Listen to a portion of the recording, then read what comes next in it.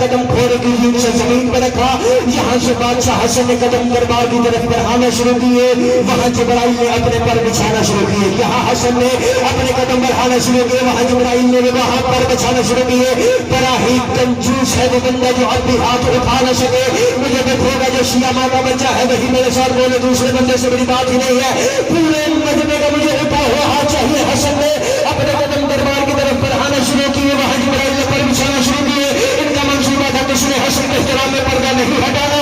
मुझे हसन की कसम है, जो भी हसन का पहला कदम दरबार के दरवाजे पे आया, एक तेज हवा का झोंका आया जिससे इधर वाला पर्दा इधर हटा, इधर वाला पर्दा इधर हटा।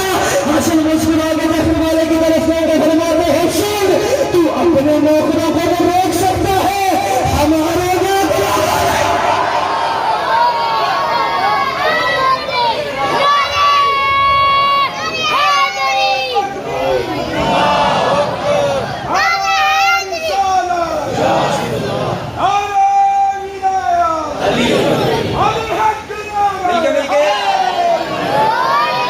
सारे मिलके हाथ उठाया करें, इबादत समझ के सुना करें। दोनों हाथ बुलंद करो, हैदरी